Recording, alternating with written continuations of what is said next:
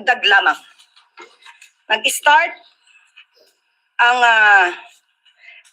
mga salitang, and I quote, and the cause of initially suspected to be drug overdose up to the word Miro, yan po ay dinagdag lamang. Ito ay mga gawain upang masira ang unang ginang, ang Pangulo at ang administrasyon na ito para sa pampersonal na interes. Tandaan po natin, ang unang ginang po, nung siya ay nasa Los Angeles, ay meron po siyang security service na provide ng US. Correct. At meron din po siyang kasama PSG. Tumpak. Hindi rin po siya nag-stay sa nasabing hotel ni Mr. Tantoco. Iba po ang kanyang hotel. Correct. At meron po siya mga activities, March 8. Kung pwede po nating maipakita sa monitor. March 8, makikita niyo po sa screen na mayroong konsyerto para sa Filipino. Makikita niyo sa larawan din, Secretary Cristina Frasco. March 8 yan ginanap, hapon hanggang gabi. Paano masasabi ng mga obstructionist na to, ng mga fake news peddlers na to, ang patungkol sa nakita nila mga tao doon sa vicinity? Kaya po yan ay dinagdag lamang. Nandito naman po yan sa Facebook ng unang ginang. Pero kahit ito po ay nasa Facebook at ito po ay nai-report naman, pilit nilang binabago ang kwento at nakakalungkot dahil kapwa Pilipino ang kanilang niloloko para sa kanilang personal na interes. So muli, sa mga journalist na nagpapanggap na kayo journalist, pero lumalabas na kayo propagandista, maawa po kayo sa bansa, maawa po kayo sa taong bayan. Huwag niyo pong lokohin ang mga Pilipino. Yusek, magandang hapon. Just to follow up on Tantoco case, I would like to reiterate that Senator Amy Marcos issued a statement urging Malacanang to release a comprehensive report about what happened, the whereabouts of the First Lady. Do you see a need for this? Are you going to heed to this call? Nagsalita na po ako ngayon. Pinaliwanag na po natin lahat ng mga katotohanan. So wag po tayo kasing maniwala masyado sa drama, sa gimmick, sa gawa-gawang kwento. Siguro din tayo po bilang miyembro ng media, kaya din po natin alamin kung ano ba talagang katotohanan dito. So, sasabi ko na po, yung police report na yan, it's a fake document. Pero how's the First Lady, Yusek? Walang, okay lang siya. Alam niya kasi po yung katotohanan. Sa totoo lamang po, ayaw niya sana ito nang lumaki pa dahil ang administrasyon na ito ay para ipakita ano bang ginagawa ng Pangulo, anong trabaho ng Pangulo, at paano ba kami magtrabaho para sa taong bayan. Pero pilit na ginigiba, pati ang unang ginang, para maapektuhan ng Pangulo at ang kasalukuyang administrasyon. Pero wala pong ikinababahala ng gilang dahil alam po niya ang katotohanan at makikita mismo ang mga records na yan. So ang dapat mabahala dito, yung mga naninira sa kanila dahil hindi nila magigiba sa gamit na to, ng mga fake news na to, ang administrasyon na ito. Are legal actions being contemplated, lalo na dun sa mga nagpakalat nitong fake na police report, especially that this concern the First Lady po? Pag-aaralan po yan. Mukhang napapanahon po, pero pag-aaralan po. Hindi po dapat manatiling ganito na dahil isang journalist o isang parte ng media nagsasabi ng kasinungalingan at maaaring paniwalaan ng mga kapwa natin Pilipino. So nakakalungkot po yun. At medyo nakakahiya. Yan. So, yan Grabe ang pagka-fake news peddler ng mga DDS. So, papakita ko po muli. Ito from Net25. Ito, yung tunay na report from Net25 na isang DDS. Yan. Ito po yung tunay na police report. Wala pong nakalagay na yung mga sinasabi nila na overdose daw ng cocaine, na meron daw mga nakita na mga white powdery na suspected cocaine. Walang sinabi rin na andun daw sa scene si F. Elisa, yung asawa, si Alexa Miro, walang sinasabing ganun. Altered po yung pinakita ni na Bobby Tiglao, altered document. Ito po mismo ang, ayan, Net25. Galing po yan sa Net25 na isang DDS na Net25 po yan. So siguro naman paniniwalaan nyo. Siguro naman paniniwalaan nyo ang kapwa nyo DDS. Diba? Net25. Oh.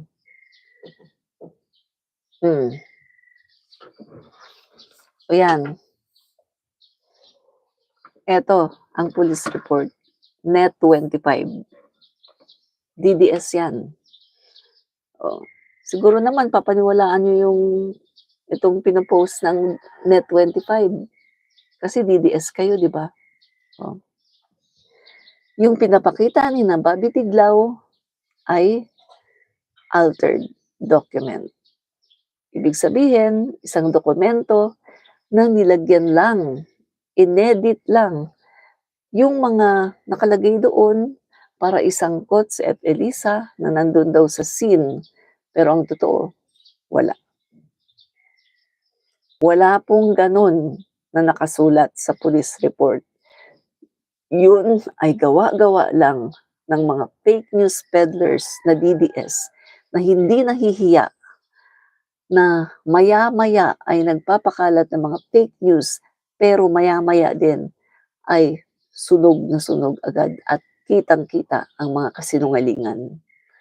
Ang tanong ko, hanggang kailan ba kayo mga DDS magpapakalat ng fake news? Hanggang kailan kayo mga DDS magpapakalat ng mga fake news? Hindi ba talaga kayo napapagod sa pagpapakalat nyo ng fake news? Wala na kayong credibility. Sobrang nakakahiya na kayo. Hindi ba kayo nahihiya sa inyong mga anak? Sa inyong pamilya? Na wala na kayong ginawa kundi magpakalat ng fake news para lang sirain ang Pangulo, ang First Lady, at ang administrasyon. O, di ba?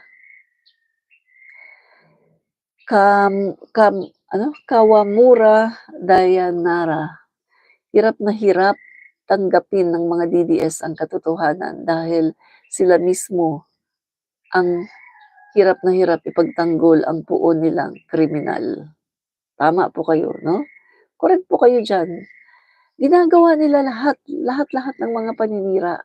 Kasi masyado silang magproteksyon, no? Magprotekta sa kanilang kriminal na idolo.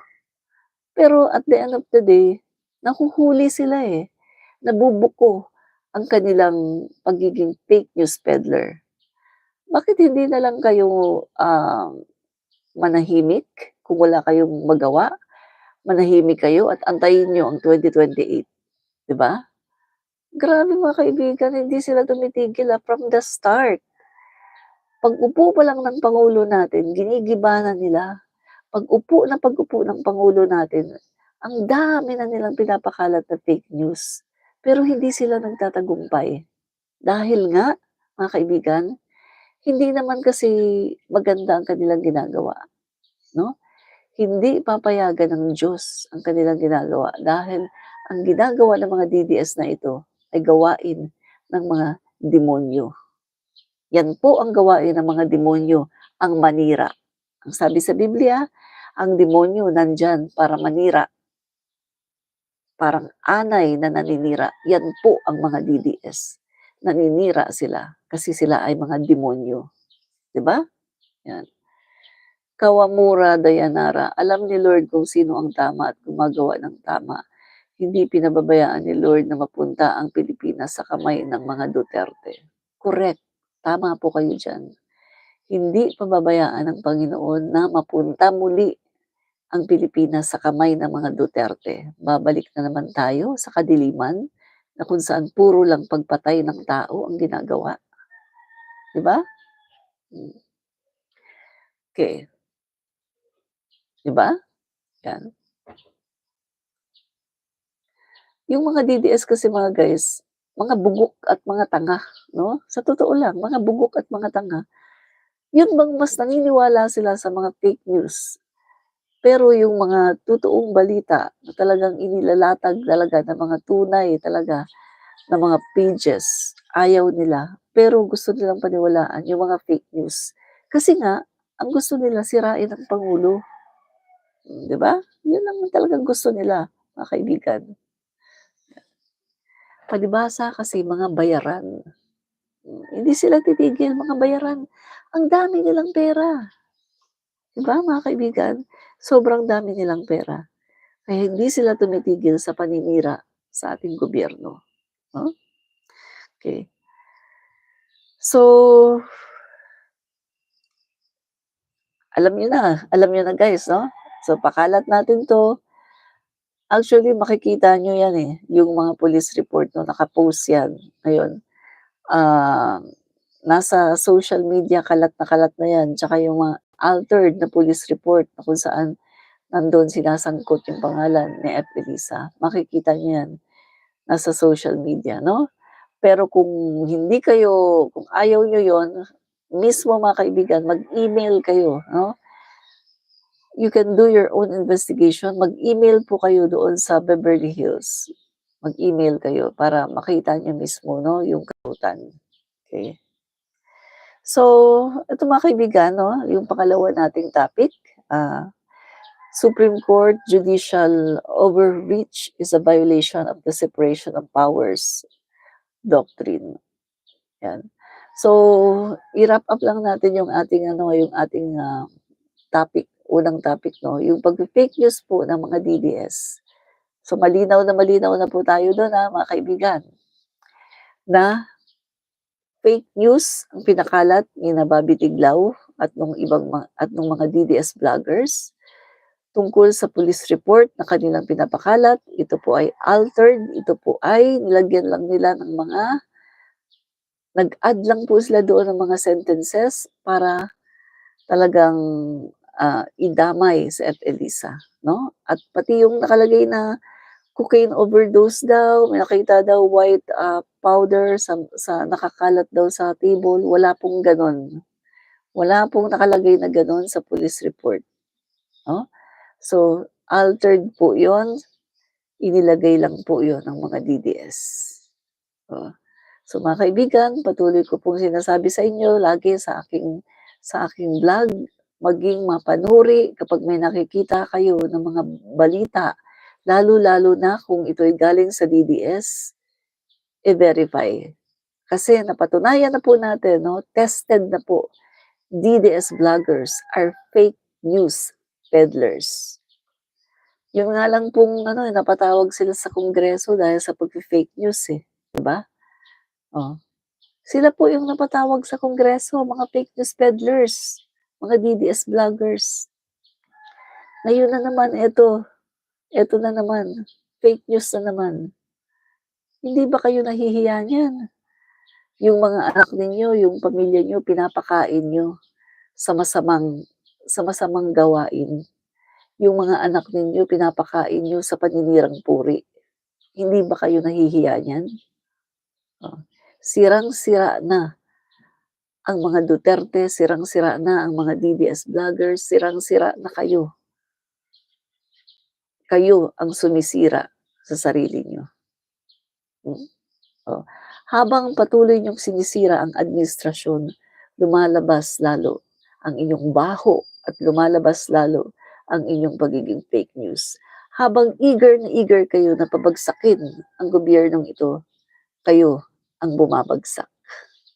Hindi ba ninyo nakikita na habang pinapabagsak ninyo ang gobyernong ito, lalong namamayagpag at ulo, lalong minamahal ng taong bayan. Yun nga lang pahiya kayo. Oh. Pahiya kayo ngayon. Yung inyong